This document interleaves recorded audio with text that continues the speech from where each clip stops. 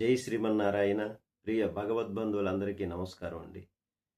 మనకు త్వరలోనే శుభం జరగబోతుంది అన్నదానికి, ధనప్రాప్తి కలుగుతుంది అన్నదానికి ఒక 10 శుభ సంకేతాలను ఇప్పుడు ఈ వీడియోలో తెలుసుకుందాము.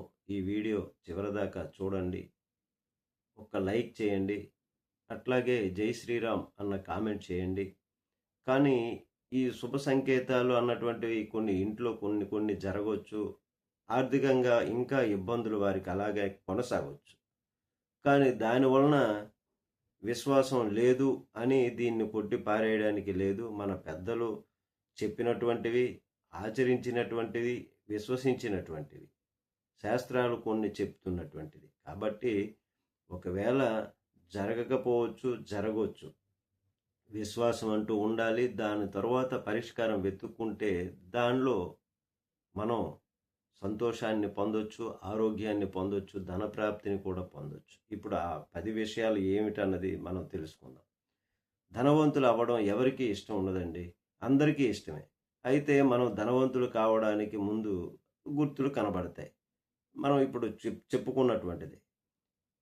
లక్ష్మీదేవిని ధనలక్ష్మి అని కూడా అంటాం కదా. ఎవరి ఇంట్లో అయితే లక్ష్మీ నివాసం ఉంటుందో వారి ఇంట్లో ధనం పరిపూర్ణంగా ఉంటుంది, కొరత ఉండదు. అలాగే జీవితంలో సుఖ సంతోషాలు ఉంటాయి, ఆరోగ్యం ఉంటుంది. ప్రతిదినము శ్రీ మహావిష్ణువు లక్ష్మీదేవికి పూజలు చేసినప్పుడు కూడా ధనం వస్తుంది.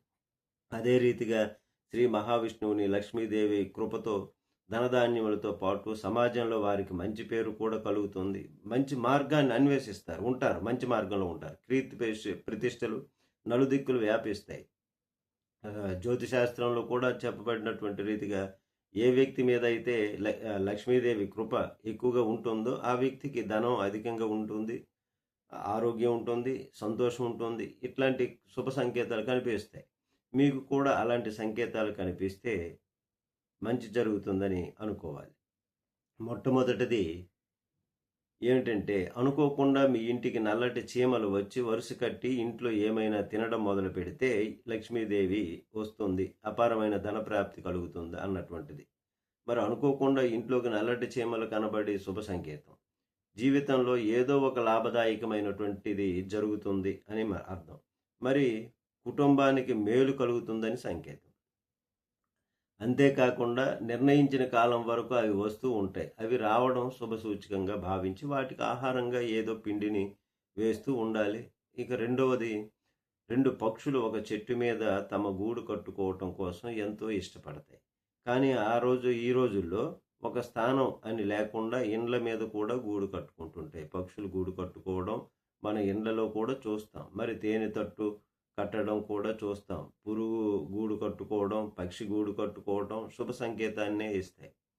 వాస్తు శాస్త్రంలో పక్షి, పురుగు ఇంట్లో గూడు కట్టుకోవడం శుభదాయకమని కూడా అంటారు. మరి అప్పుడు పండితులు అంటారు ఇంటికి లక్ష్మీదేవి యొక్క ఆగమనం ఉంటుంది అని. మూడవది ఏమిటంటే, మామూలుగా బల్లి ఇంట్లోకి వస్తే బయటకు వెళ్ళగొడతాం. బల్లి ఇంట్లో కనిపిస్తే శుభదాయకం అంటారు పండితులు. చాలామందికి ఇది తెలుసు. శాస్త్రాల్లో బల్లిని లక్ష్మీ రూపంగా వర్ణించబడింది. అయితే అందుకే బల్లి ఇంట్లో కనబడడం శుభ సంకేతం. మరి పూజ గదిలో బల్లి కనబడినప్పుడు సౌభాగ్యం అనుకోవాలి. ఎందుకంటే మీకు ఆశ్చర్యకరమైనటువంటి ఫలం దొరుకుతుంది అని అర్థం. అయితే బల్లిని చాలామంది అశుభంగా భావిస్తారు. దానిని వెళ్ళగొట్టడానికి ఉపాయం వెతుకుతారు. కానీ ఇంట్లో అనుకోకుండా బల్లి కనబడటం శుభదాయకం. ఒకేసారి 3 బల్లులు కనబడితే శుభదాయకమే.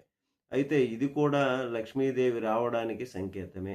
ఒక బల్లిని ఇంకొక బల్లి వెంబడించినప్పుడు చూసినా అది కూడా అభివృద్ధిలోకి రాబోతున్నారు అని అర్థం. దీపావళి రోజు బల్లి తులసి చెట్టు దగ్గరగా చూసినప్పుడు అత్యంత శుభదాయకం అని అర్థం. అపారమైనటువంటి ధనం లభిస్తుంది. నాలుగోది ఏంటంటే, మామూలుగా అరచేతిలో కానీ అరికాలలో కానీ దురద పెట్టడం అంత పట్టించుకోం మనం. కానీ పెద్దలు అంటారు అరచేతిలో అరికాలలో దురద పెడితే శుభ సంకేతం అంటారు. కానీ మనం దాని విషయం అంతగా పట్టించుకోము. కానీ సాముద్రిక శాస్త్రం, శకుని శాస్త్రాల్లో ప్రాముఖ్యంగా ఈ విషయం చెప్పబడుతుంది.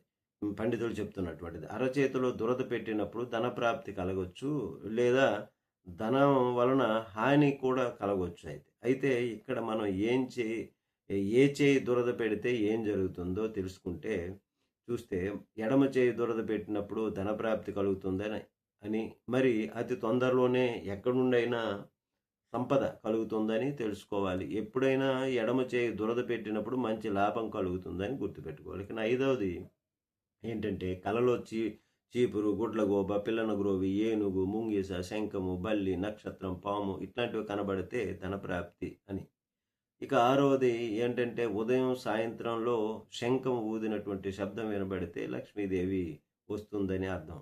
ఇక ఏడవది ఏంటంటే ఎప్పుడైనా మీరు ఇంటి నుండి బయలుదేరినప్పుడు చెరుకు ఎదురుగా కనబడితే ధనప్రాప్తి. ఇక ఎనిమిదవది గుడ్లగూబను లక్ష్మీదేవి నివాసం అంటాం. గుడ్లగూబ గురించి మన సమాజంలో అనేక విధాలుగా భయాలు ఉంటాయి. గుడ్లగూబను రాత్రులు రాజు అని కూడా అంటారు.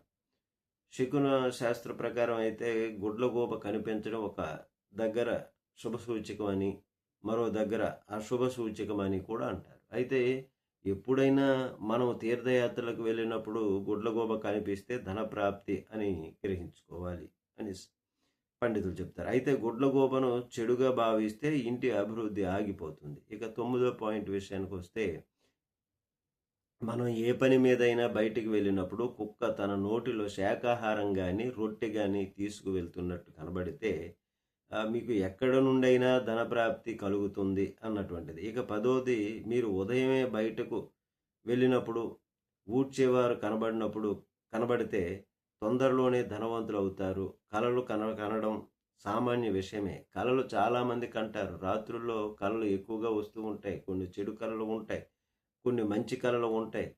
కలలో మనమే వస్తున్నట్టు లేక ఊడ్చేవారిని చూసినట్టు కనబడితే ఇది కూడా ధనప్రాప్తికి సంకేతమే. హిందూ మతంలో చీపురు గురించి ఎంతో విశేషమైనటువంటి గ్రహింపు ఉంది.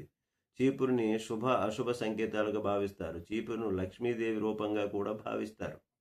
మీకు ఇలాంటి కళలు వచ్చినట్లయితే ధనప్రాప్తి కలిగే సంకేతం అని భావించాలి.